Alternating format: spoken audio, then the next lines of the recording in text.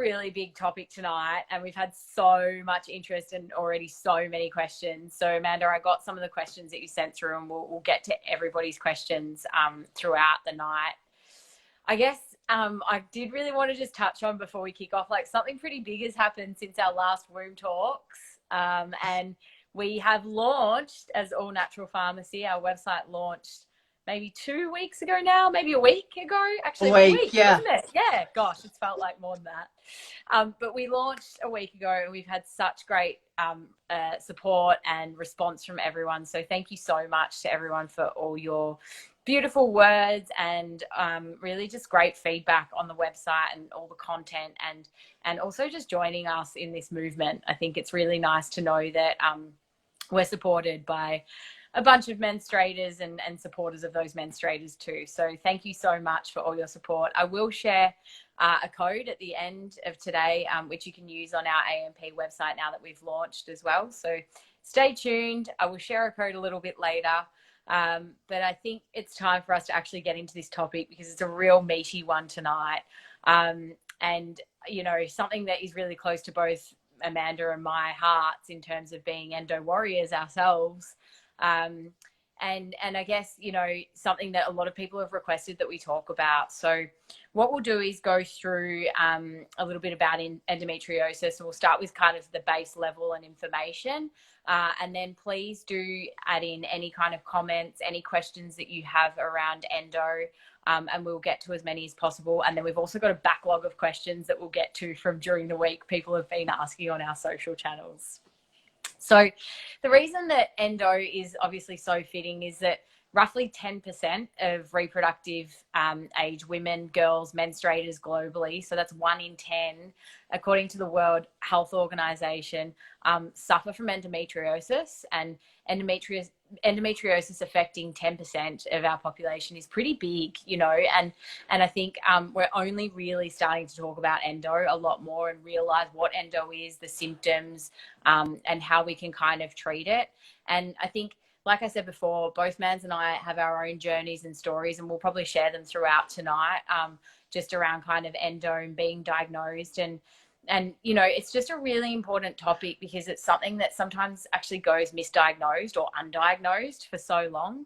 And so it's really important that we understand what endometriosis is, symptoms, how we can treat it, some common misconceptions, and really just try and educate you all on what to look for, even if it's not in yourself, you know, for friends, family, all of that. So I will just start, Mans, with the real fundamental basic kind of question of what is endometriosis? Okay, so endometriosis is essentially the migration of endometriotic tissue that basically grows outside of our reproductive organs. So it's generally found outside the uterus, and it's found wrapped around our reproductive organs. So it can be wrapped around our ovaries, the pouch of Douglas. It can also be found in our fallopian tubes. It can be found up through our diaphragm, and sometimes to the bowel can be involved. So it's really what happens is there becomes a cell-to-cell miscommunication. And normally, you know, there's a misconception that endometriosis is the endometrium, and it's not actually the endometrium. And through recent research, that's where it's now been described as endometriotic tissue. And as we know, endometriosis can affect, well, in Australia, it's now 1 in 9, which is a huge statistic. It's 200 million women worldwide, right? And menstruators, which is really an epidemic within itself. Yeah. And a lot of the time it does go misdiagnosed because it can also be a silent condition. So women can be, and menstruators can be, going through their, you know, menstrual cycle each month and not actually experiencing anything. And it's not until they start to try, you know, they're trying for a family, that then they go for a laparoscopic surgery and they're diagnosed with endometriosis. And I think, you know, that was basically my thing. I wasn't diagnosed with endo till I was 41 to be exact. And you'd had children as well? By that yeah, point. I had, you know, I'd had children, I'd had a couple of miscarriages, But when I look back through my younger years, I'd always have bloating. And, you know, I think as women, we just kind of put the bloat down to just being a normal thing. Yeah. Because what happened in your instance? I'd love you to share your story. Yeah, well, I mean, I had quite a journey with it. I, for so many years, had really heavy periods, a lot of clotting, very, very painful periods to the point that I was like crouching over on the floor. But I always not like it was normalized. I always thought that that was normal. And I never really went, oh, there's something wrong. I was just like, well, that's just my period, you know, really, really intense, heavy bleeding and intense, long, heavy periods. And then I think I did try and explore what was going on with my cycles for a few times, and went and saw a couple of medical professionals and went on the pill and went down that path where I was on the pill for a good like 10 years. And that obviously helped regulate and mask kind of the symptoms. And then I went off the pill and I still felt like there was something not right. And it actually took one of my friends to talk to me. I'd been through a bit of a journey, a personal journey of, you know, miscarrying and falling pregnant and stuff. And it took one of my friends to talk to me after that, who said, like, you just don't seem like yourself. You're not right. And, you know, I think you should probably try and get some proper medical health professional advice. And so, I mean, that's when I met you, Mans. And then we kind of went down the real diagnosis journey, which, you know, I'd been for so many ultrasounds and so many tests and stuff, but no one had ever picked up on it. And I guess no one had ever really like done the in-depth kind of holistic health review to see what is going on in my body. And so it took me, I was 33 when diagnosed, I think, or 34. And it's pretty incredible to think that I've existed this entire time putting up with the symptoms of endo and thinking that that's actually what a normal period is, whereas now my periods are a lot more regulated. And I go, geez, this is what like a period should actually be like. It's just been the endometriosis the whole time, you know?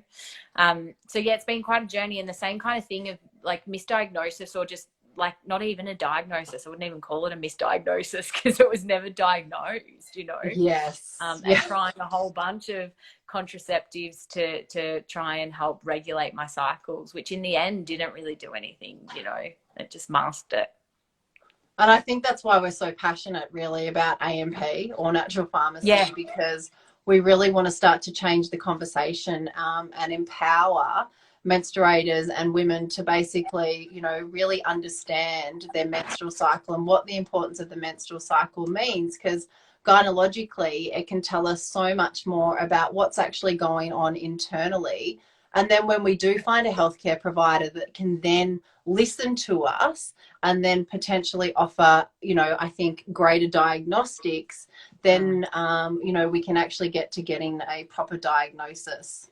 Yeah, absolutely. And that's a really great point. It's about also, I think sometimes, or personally, I, as someone that suffers from endometriosis, felt like I was never heard. Like it was almost like you dismissed. It's like, well, yeah, of course, it's your period. You know, you're just bleeding. And so I think that's actually a really big thing, and part of why I'm super passionate about AMP as well, because let's break it down and let's actually hear people and hear their symptoms and work out what's going on in order to sort of improve their entire lifestyle, you know, and then help them make better health decisions, like we say.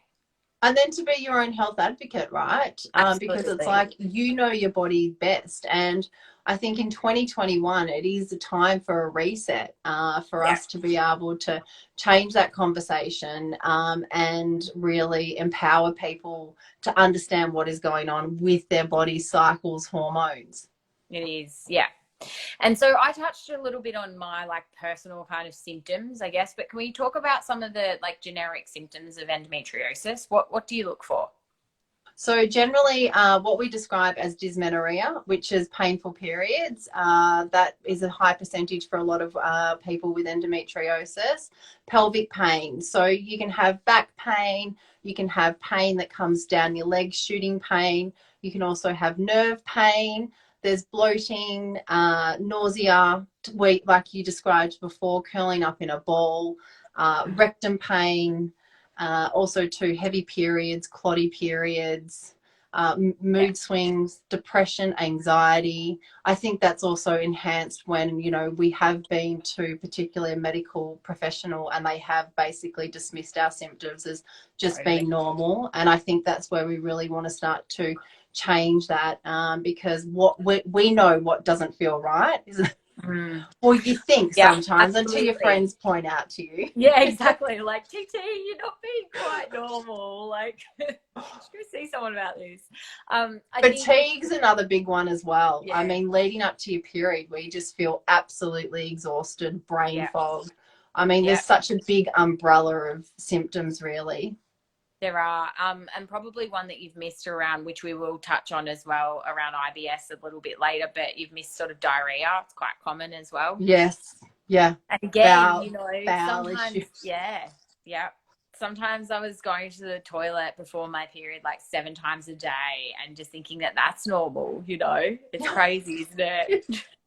And that's the thing, right? You can have, and that's where endometriosis, it's not until, and you can go for a pelvic ultrasound, right? And the Mm, pelvic ultrasound can show that everything is fine. They can't see any endometriotic tissue or yeah, endometriomas, but it's not until you actually go for a laparoscopic surgery, yeah. which is keyhole surgery, that they can then diagnose your endometriosis.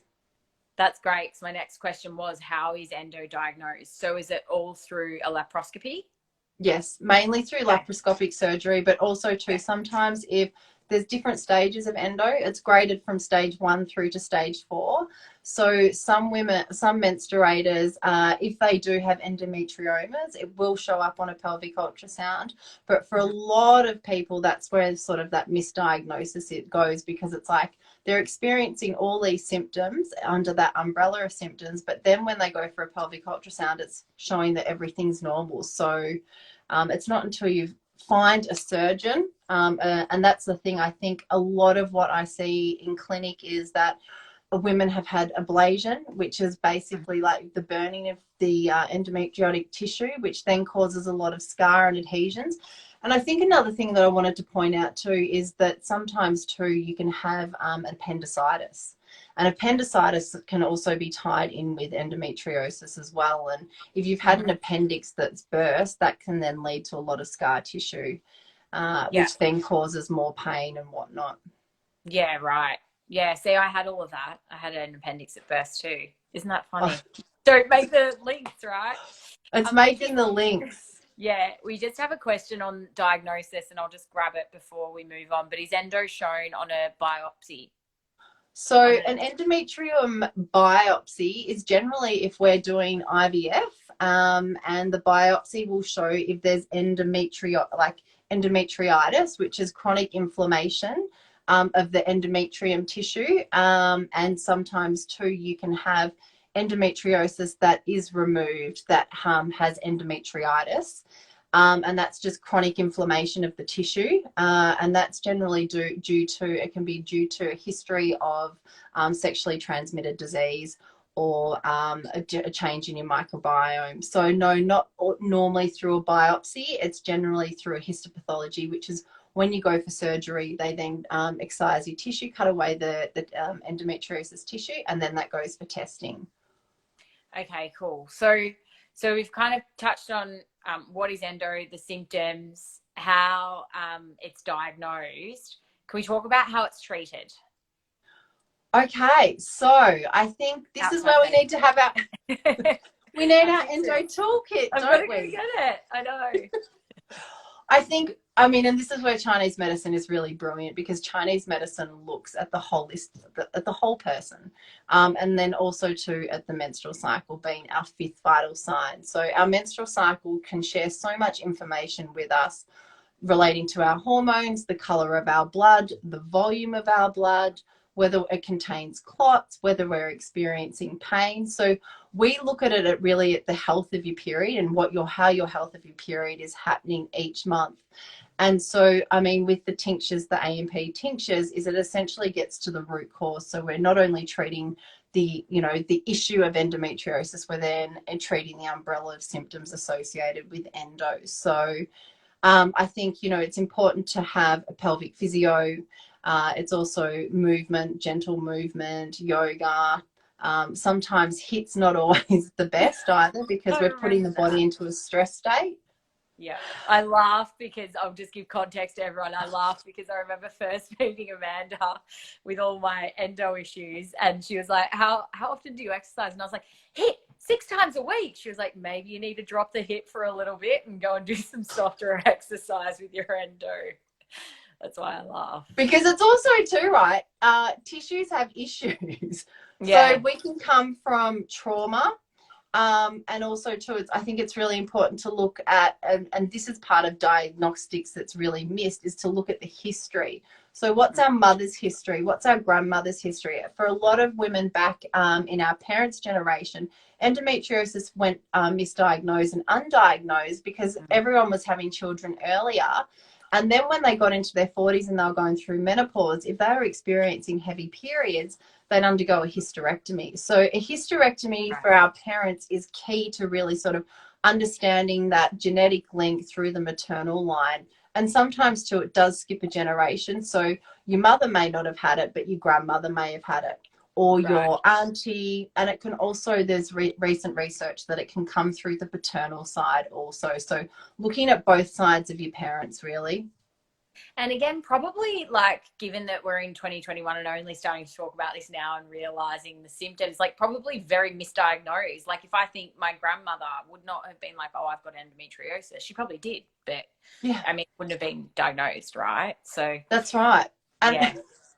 Well, you think about it too, they've only been doing surgery really since 1918 and really understanding, I think now, and that's the thing, right? It's still so relatively new that, and a lot of the time it was men, right? Men diagnosing women's issues. And I think unless you've got a uterus, right, you don't get it. I don't have testes, so I don't know what it's like to be a man. So I think that's the big difference is, and you know, so many practitioners will dismiss women's pain as just normal, but it's actually not. It's pain is not normal, and we really sort of want to normalize that for you just to keep investigating. So true. And actually, that's kind of a good segue into one of my questions, which was like, what are the common misconceptions around endo? So, I mean, I guess you've just touched on one, which is pain. Like, pain's normal. Well, it's not. And there's some other kind of misconceptions. Like, I mean, I guess, again, sharing from my personal experience, just going onto the pill, right? Like, the pill will fix your endo. Like for me, now that I've gone through that process, that's probably a misconception in a way, that it's going to heal me, you know? But what other kind of misconceptions do you think that we're told, or you could talk to the pill a little bit more as well? Well, have a baby. That'll fix your endo. Have a baby. Have a baby, which basically, I mean, that's just it's so outdated. There's so many outdated misconceptions. Go on the Marina. That'll help to solve your endo. I think it's just, it just blows my mind how it's essentially just a Band-Aid solution, right? And that's where it was interesting, because I spoke to an endosurgeon in the States, I think I was telling you the other day, and he was saying that I said, I want to speak to a surgeon who's been doing it for 20 years. Tell me, does the pill actually stop your endo from growing? And he said, no. He said, what I'm passionate about is actually like really promoting the holistic approach towards endo. So nutrition, basically acupuncture, Chinese medicine, chiropractic, osteo. I mean, it takes a village really. And making sure that you have all those different pillars to be able to help support you. And then once you kind of get to a point where you're finding that potentially your periods aren't improving or your pain's increasing, that's sort of when in China, I'll say in clinic, if nothing's working and we can't sort of like see an improvement, that's generally when we need to have surgery. And you see, the thing is, a lot of the time women are getting diagnosed or menstruators is at the age of 28. So you think about it, like it starts at puberty for some. Absolutely. So you've gone 16 years with growing endometriotic tissue.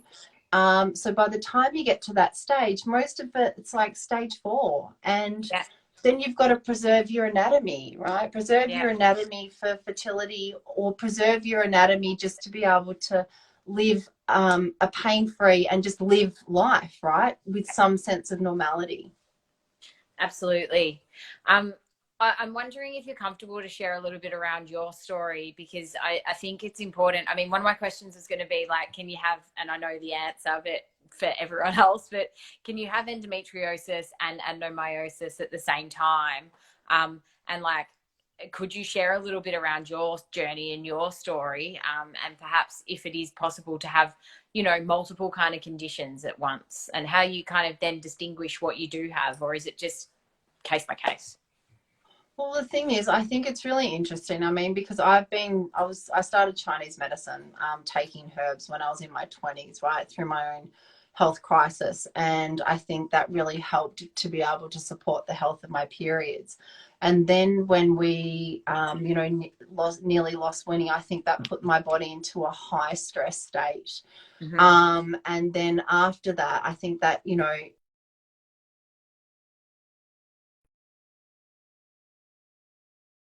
of the liver meridian starts between our big toes. It comes up through the medial aspect of our legs. It circulates around our reproductive organs and it finishes at our breast.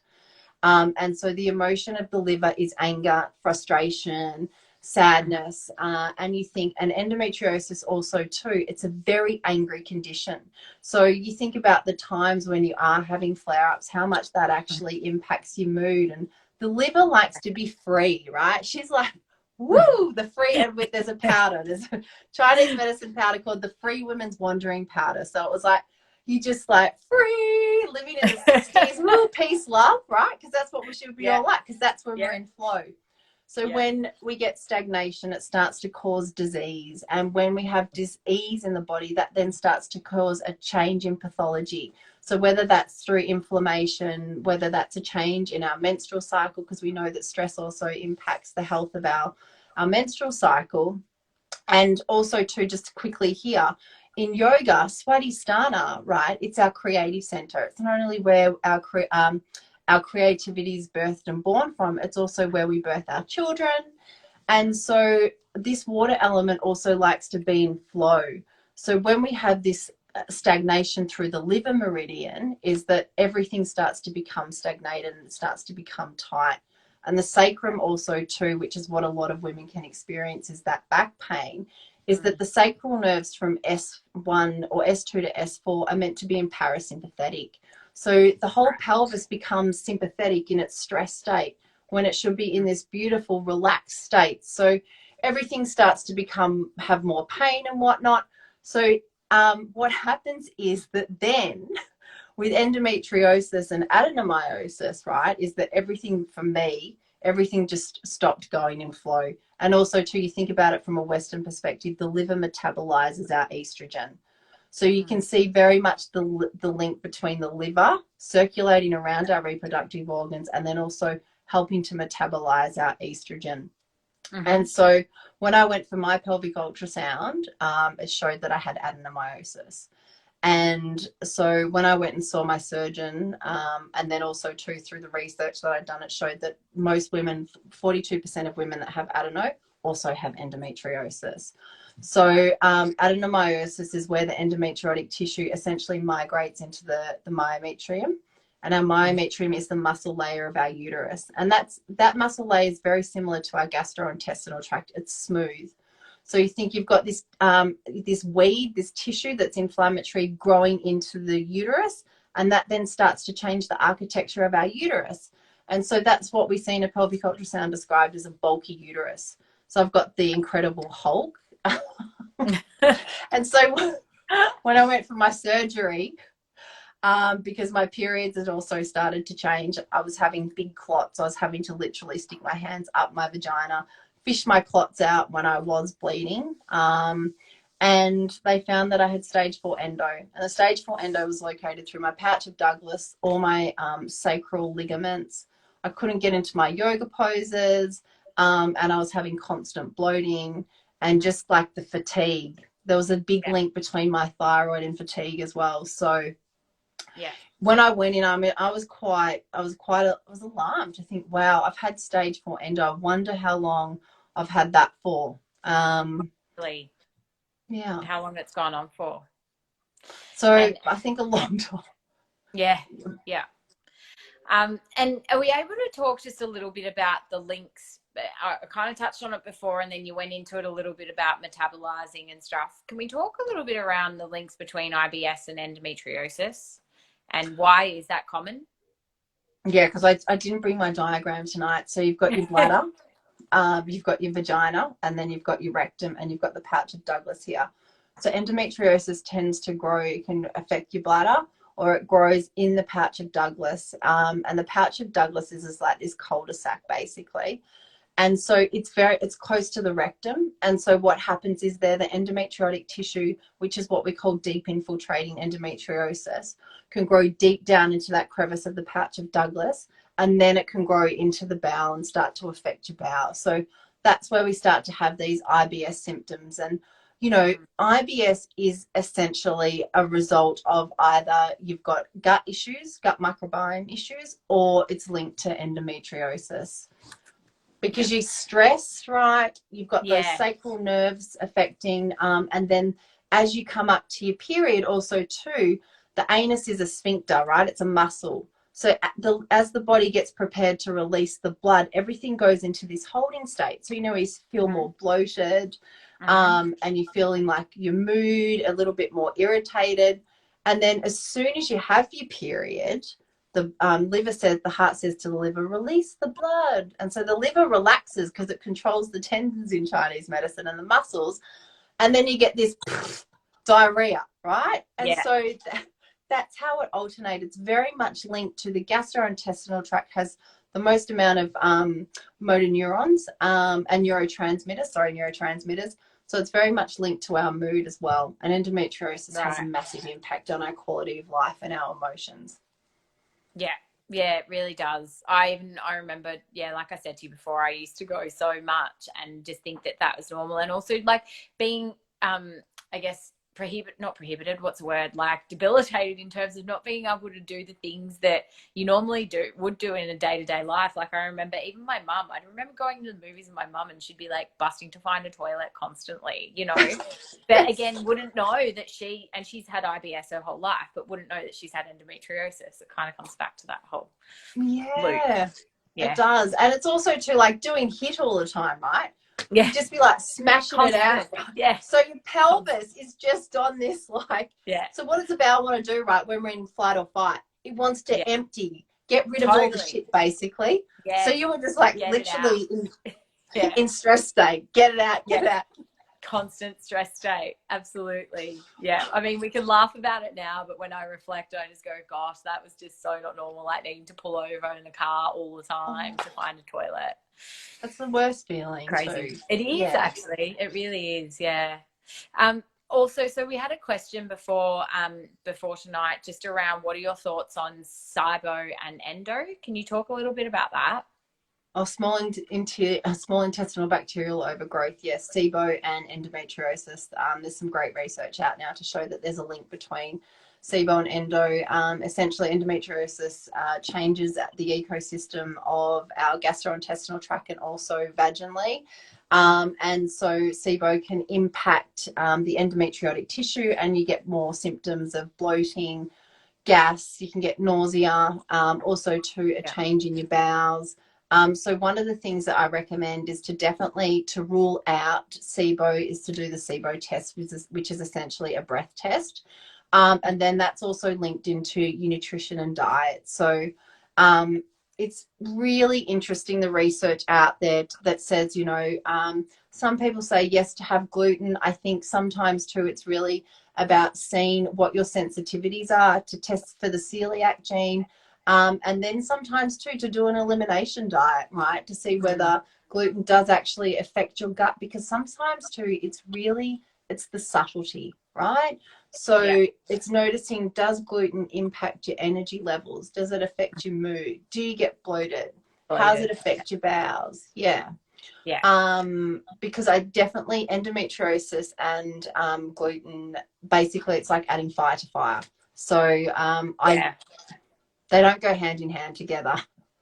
Yeah. So, but would you say that it is like individual or it's circumstantial? Because I mean, gluten might be fine still for some people that have endometriosis. Like, is there a hard and fast, I guess, like diet, not diet, I don't like that word, sorry, but is there a hard and fast kind of foods that we should be eating or steer clear of with endo? So you've sort of mentioned gluten may cause flare ups. Yeah. Is there anything else? Lactose intolerance, whether you know, dairy also too can impact. Casein can cause inflammation through the gut. And I think it's really such an individualized approach. And that's where I think it's really important too to do a poo sample to see exactly what your gut microbiome showing, to show if there are any sensitivities. Yeah. For some, it's the FODMAPs, it's the fructose and fructan, and so it is. And I think today our bodies are under more toxic load more than ever. You know, the pill essentially destroys our gut microbiome. So it's really about coming back to your roots and your foundations and restoring from that real base level. Yeah, absolutely. Because, Now we have a, oh, you go. yeah, you go.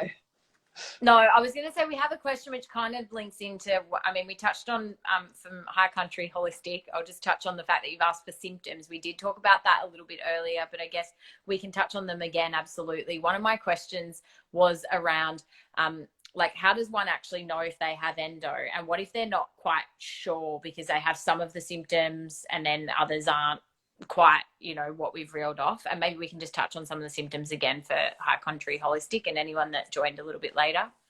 I think it really is looking at your history. Firstly, looking at the history from your mother and your grandmother to see what their history was with their periods, whether there was any miscarriages, also hysterectomies, and then to look at the health of your menstrual cycle from how you were first having your period as a teenager, and then how that sort of progressed throughout your 20s and into your 30s. And then really looking at the health of your period. So are you having, what color is your menstrual blood? Is it a purple? Is it black? Is it a Shiraz? Really looking at the period palette. Does your period contain clots? Are you experiencing pain leading up to your period, bloating? Are you experiencing pain during your bleed? Are you flooding? And then also too, how do your bowels affect your menstrual cycle? Are they disrupted during your bleed? And then of course, are you having also too, a big one that I forgot to mention is pain with sex. That's not normal, right? For Yeah. anyone to experience pain with sex, it's Yeah. really, that's a huge one.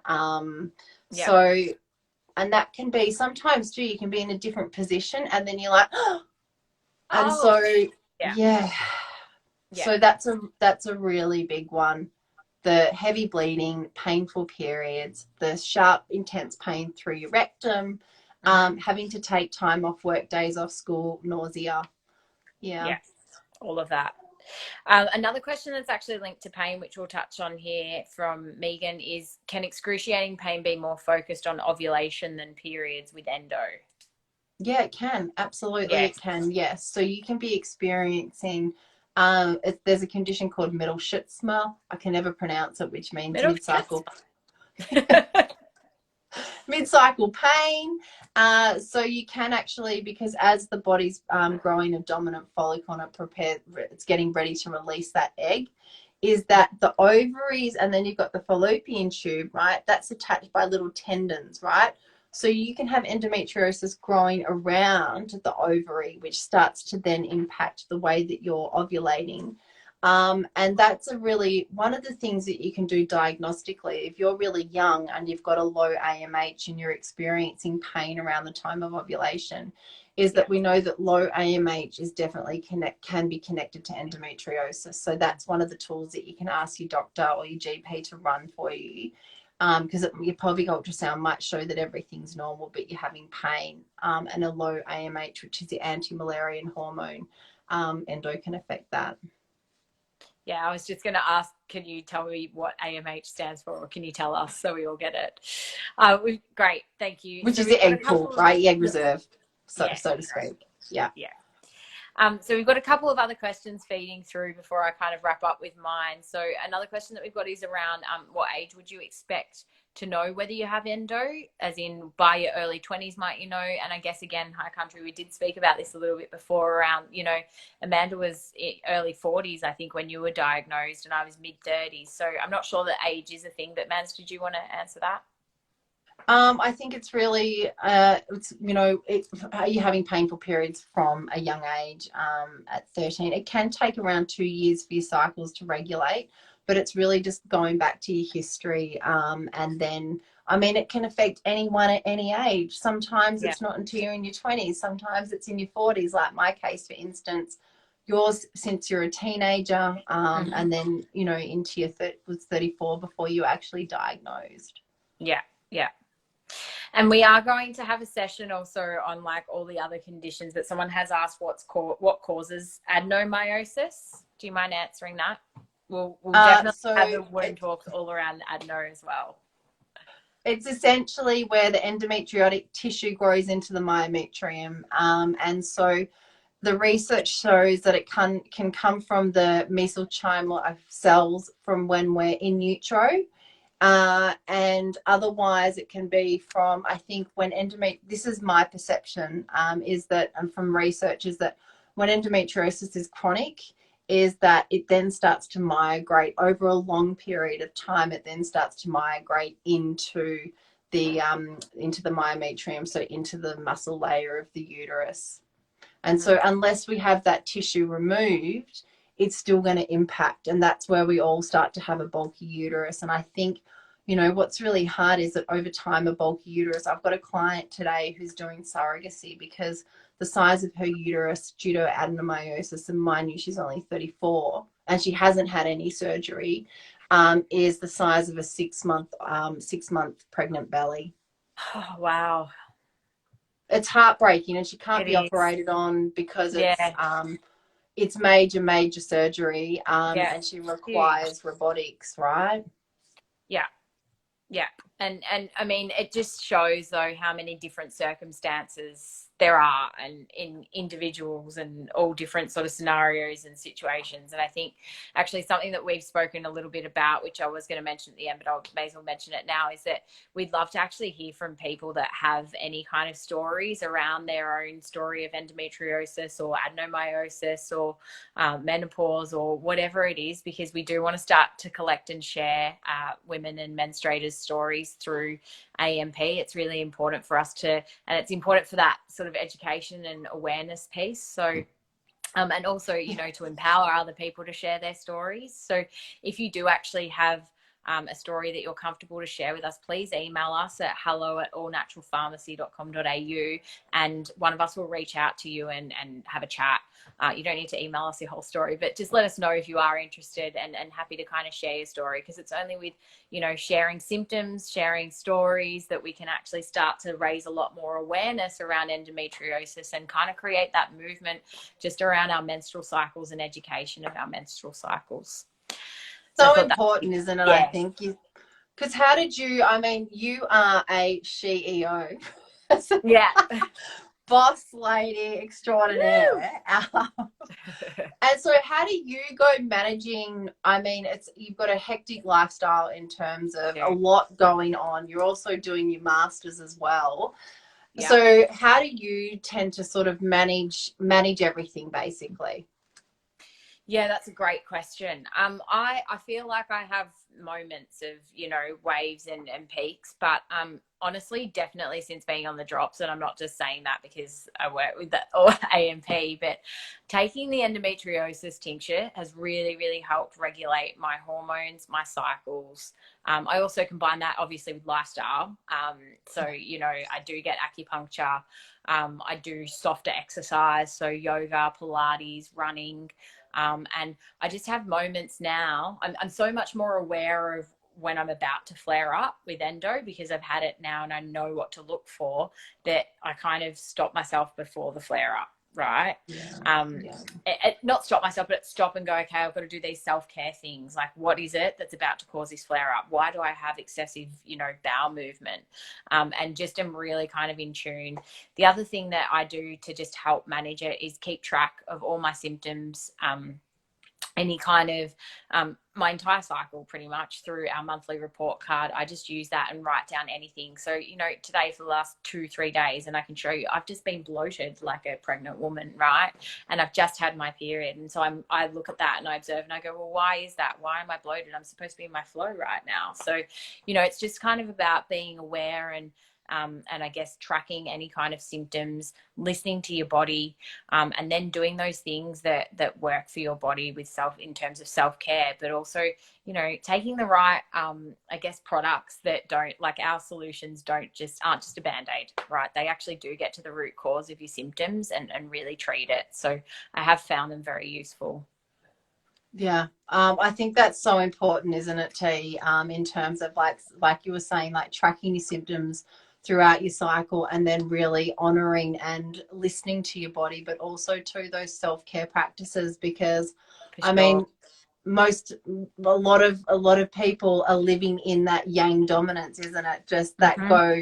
go Yeah. state, Yeah. and you know, trying to forge our careers ahead, Yeah. and with that we sacrifice ourselves along the We way. So do. like Yeah. important, like you said, to come back home into your body.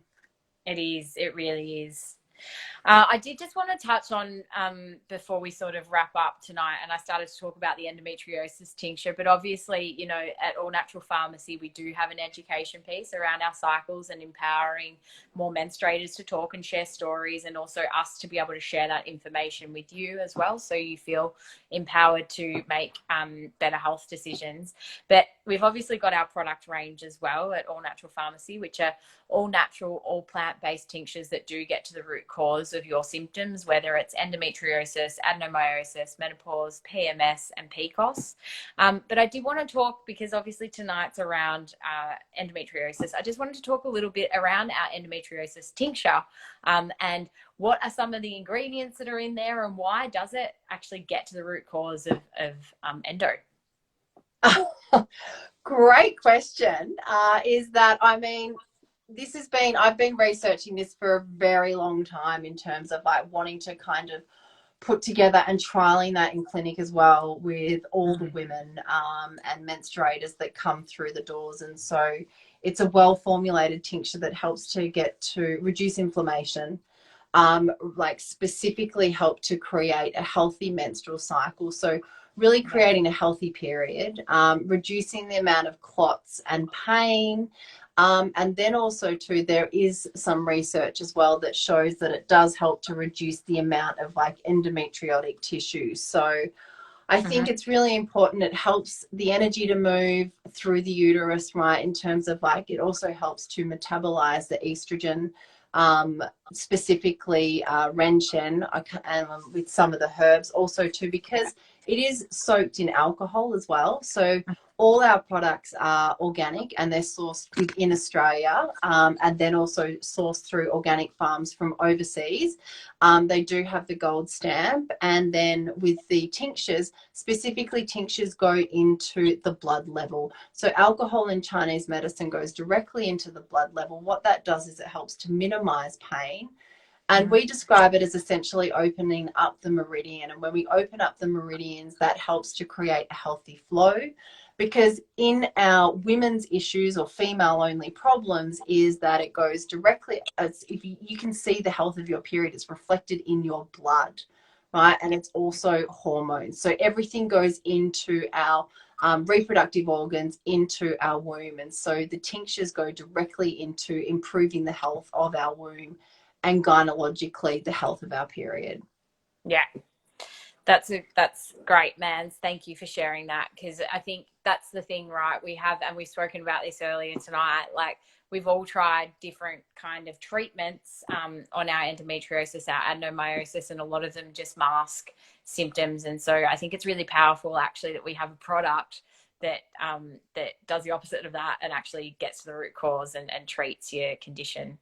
And we call that, right, in Chinese medicine. This is what I love, right? There's always an explanation. It's the Ben and Biao. So we describe it as the root and the branch. So the branch relate to our symptoms, and then the roots gets to the root cause, which is why is this happening?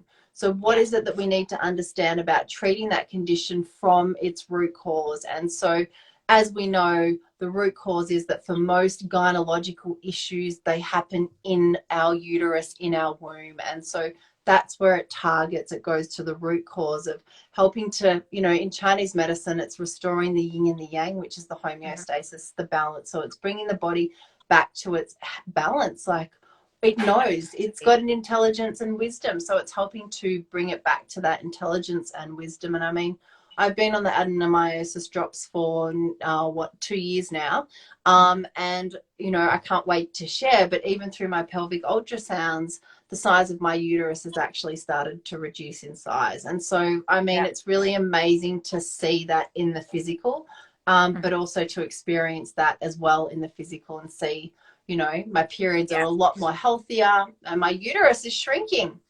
Yeah, I know. I remember you got your results and you were like, my uterus is shrinking. I know. So good. So good. Yeah, that's actually one other great point that you raise. And obviously it's about, you know, trying tinctures and trying our products, but also you know, maybe have a test to obviously get diagnosed and then watch the progress. Like, I've also had my test, I think it's been a year now, and I went and got my results, and you know, my endometriosis has improved heaps. So I think it's about monitoring that progress and actually seeing it for yourself as well. Yeah, absolutely. We've had some questions just around where to buy our products. So I'll just give you the website now. I tried to type it and then my screen froze, but you just go to allnaturalpharmacy.com.au, or the link is also in our bio on our Instagram, in our link tree. You can find our website link there. And also, if you use the code ANP Live, so ANP LIVE, all in lowercase. We'll post this later on our website. You'll get 10% off a tincture for your first purchase, because we're celebrating our launch, in case you missed that. And one of the things is, I think that we want to share as well, is that this isn't just to take when you've got your period or when you're having a flare up, is that you take the tincture every single day and you make it part of your self-care routine, so you can actually really start to see the benefits accumulate over your entire cycle, so that when you actually start to have your period, is that you'll start to see the change within your symptoms and then also to the health of your period. Yeah, that's a really great point. Like, regular ongoing use as well. And it's quite funny because I've made the mistake myself where I've gone, oh, I'm feeling better, it's cool. And then you just like don't replace your tincture. And then you're like, oh, actually, no, you need to keep that ongoing use. You do notice that your body slips back. So we get, you know, I think it's like you can go, you feel great and you get a few months. And it's also too, I think it really is, right. That's the thing. It's that holistic approach. You have all your supplements as well that you use. And, you know, one of the things that I recommend as well is to do the Dutch test, because then that gives you a really good understanding of how your estrogen's metabolized through your different pathways. And then with the tincture plus your supplements, plus all your lifestyle changes, and you start to see a massive difference. And this is what this surgeon in the States said. He was like, when you do all those extra things outside, like all those little 1%, they add up to 100%. And then it helps to reduce the amount of times that you actually have to go for surgery. Yeah. But on that, can I just add, on that note, right, I think girls and menstruators, please do your research. If you need support in terms of finding the right surgeons, we can absolutely help you with that. We have a great network here in Melbourne, but also overseas. There are only 100 endo specialists in America alone, right, considering how many million people they have. And, you know, I daily just constantly seeing the horrific results of just gynecologists going, I'll do your endo, I'll cut it out, or I'll do the ablation. And just women are suffering and menstruate. It's horrific just to see what, you know, we have to go through. So please do your research and ask for photos. It's always important to get the photos from surgeons to see exactly how good their surgery is.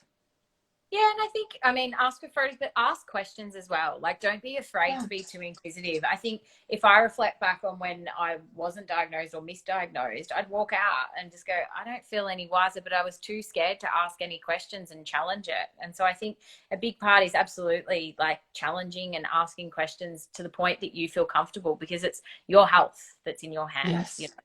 And it comes back to that whole be your own health advocate that we're You wear supposed the to. white coat, right? You go Yeah. in, you got your stethoscope, you got your white Yeah. coat. You're so Yeah, right, T. exactly. Yes. Yeah, exactly. Awesome.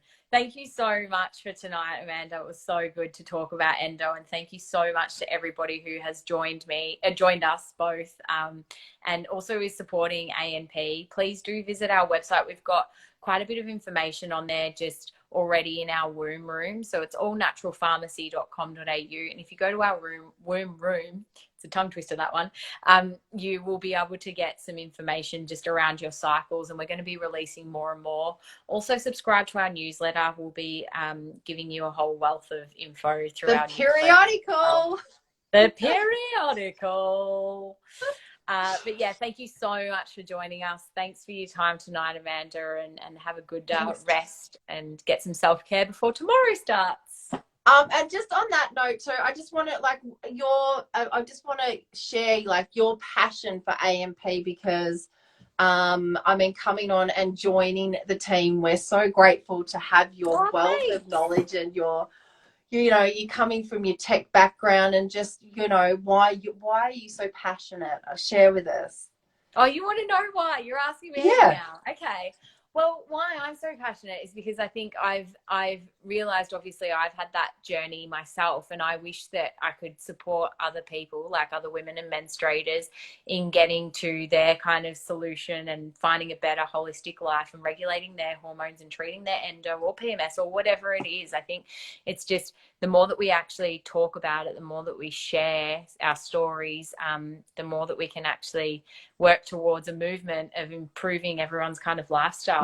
And I guess if I also, I wish that, you know, in my 20s when I was going on this journey to all these different surgeons or like gynecologists, if I had this information and if I had the resources that AMP is providing, I just think, you know, obviously my medical decisions would have been a lot different. I would have made better health choices. And so I'm really passionate about that, and building a community. And, you know, I love to talk and I love to be open. And I think we just have to have more open conversations around periods. Like we spoke about this a couple of weeks ago, which is like, you know, still now to this day, people are scared to go and ask someone in the office for a tampon. Sure, we haven't been in the office for ages, but, you know, it's like, no, let's break down that taboo, you know? So Yeah, I'm really absolutely. passionate about the education, the fact that the product works. It's just like, bring it, you know?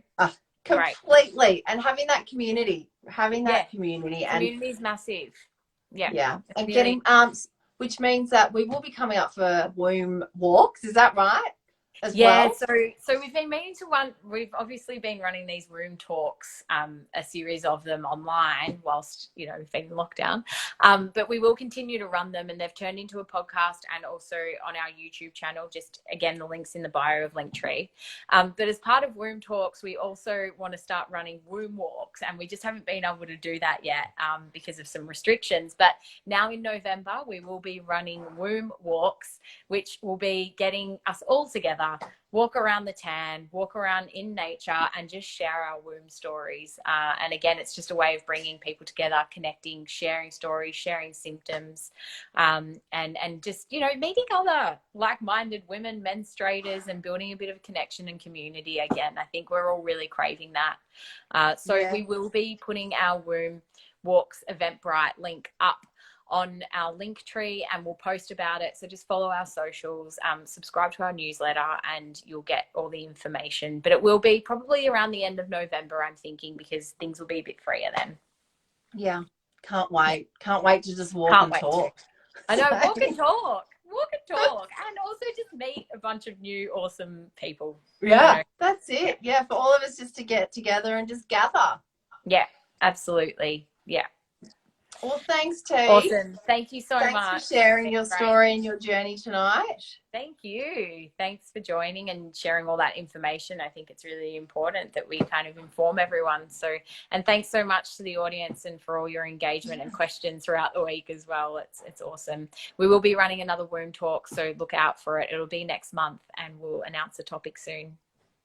Thanks so much. And were we going to give away a couple of tinctures? Yeah, we'll you go wanted through to give away a couple of tinctures, but you know, Mads, we haven't organized it very well, have we? So we might need to see perhaps if a couple of people do email us willing to share their stories, maybe we can give away a tincture or two. Let's do that. What do you think of that? Yeah, love that. hello@allnaturalpharmacy.com.au. If you're willing to share a story with us, let us know, and then we'll get in touch with you and we will do an interview for our womb rooms and all of our content. Yeah, that'd be awesome. Yeah, so let's do that. Yeah. Share your stories. Thank you so much. Look, if there's more than 1, 2, 3, that's fine. Careful what you about creating awareness and we want to hear your stories, so you can also too, so then that creates that awareness for other people to go, oh, I have similar symptoms, and that way it just sparks that curiosity and inquiry. Yeah, absolutely. Awesome. Right. Thank you so much.